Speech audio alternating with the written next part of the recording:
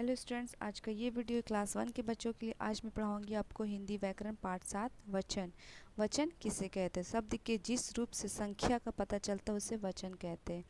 जैसे क्या होता है संख्या, मतलब आपके पास एक किताब है, फिर मैं आपको एक और किताब दे देती हूँ, तो आपके पास होगा किताब की संख्या बढ़ जाएगा। तो उसको क्या कहते हैं कि एक किताब जब रहेगा हमारे पास तो उसमें किताब बोलेंगे। जब एक से ज़्यादा रहेंगे तो उसे किताबें बोलेंगे। जैसे इसमें दिया निम्नलिखित चित्रों को ध्यानपूर्वक देखिए और समझिए।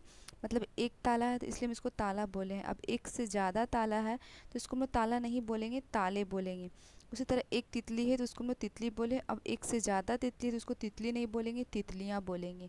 क्योंकि संख्या बढ़ जाता है उसे ही हम लोग वचन कहते हैं।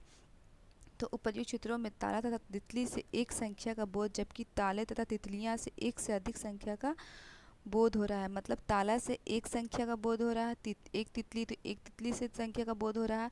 अब उसमें तितलियाँ और ताले जो है उसमें बहुत सारे संख्याओं का बोध हो जा रहा है। तो अब देखते हैं वचन के प्रकार। वचन के कितने प्रकार? वचन दो प्रकार के होते हैं, एक वचन, एक बहुवचन।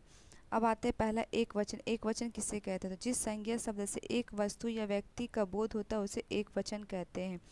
जैसे लड़का, केला, संतरा, मेज आदि। मतलब किसी संज्ञा का एक ही चीज़ से, एक ही वस्तु, एक ही व्यक्ति का जो बोध कराते हैं उसे हम एक वचन कहते हैं। अब आते हैं दूसरे नंबर पर बहुवचन। जिस संज्ञा शब्द से दो या दो से अधिक वस्तु या व्यक्ति का ज्ञान होता है वे सब बहुवचन कहलाते हैं। मतलब एक से ज़्यादा जब हो जाते हैं, दो या दो से अधिक जब हो जाते हैं तो वो क्या होते हैं? बहुवचन हो जाते हैं। मतलब बहु में ही आंसर है बहुवचन। बहुत मतलब बहुत सारा, उसी का है शॉर्ट फॉर्म बहुवचन। तो बहु में ही इसका आंसर है। बहु मतलब होता है बहुत सारा।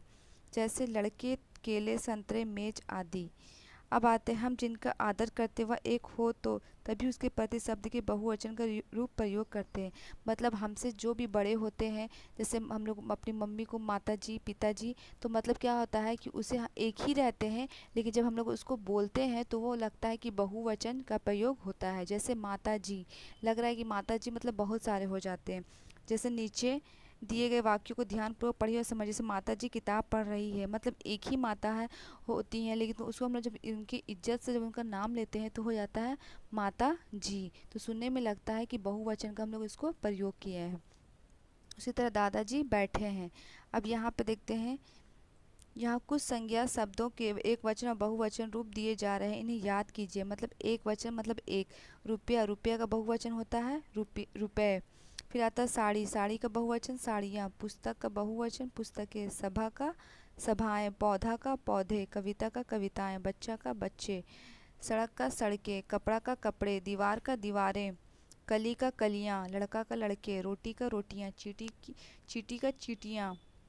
मेला का मेले। केला का केले। ताला का ताले। पंखा का पंखे। रानी का रानियाँ। माता का माताएं। चिड़िया का चिड़ियाँ।